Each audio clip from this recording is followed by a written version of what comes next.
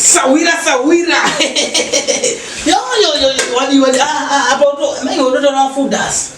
But shigo yo. Ndazona nhasi utazovhara kana do.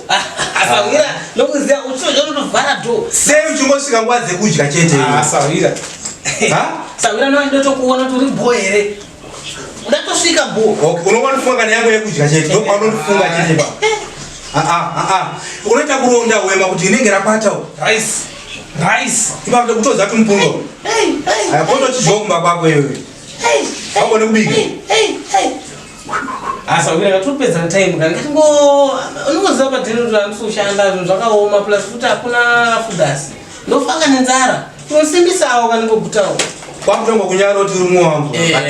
Poto chibwa chikomba kwako yewe.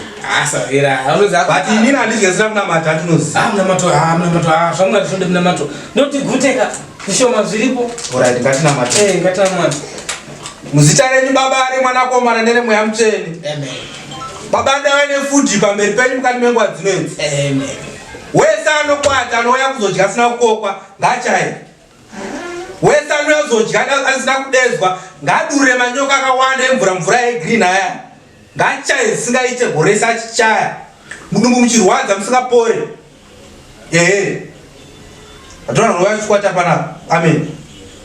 Kuna muna moto kade. Ngatidye. Aiwa. Watoguta? Aiwa, Sawira. Wangoichema zara wana? Sawira. Sawira wakuroya? Aiwa ndiro ini. Famudumbu mangu. Atichutakatana mbata utijikere. Famudumbu mangu. Aiwa, chikafika wejikawaga. Wakutoeni? Aiwa, Sawira. Sawira ndo zvonoita. Unaita sevu? Bati mnambo. Mudumbu wangu. Aidya ako chikafu chako. Alright, tikabhurova zvakanaka. But hakuna zvakadaro. Nyanya ukara. Zvindefu.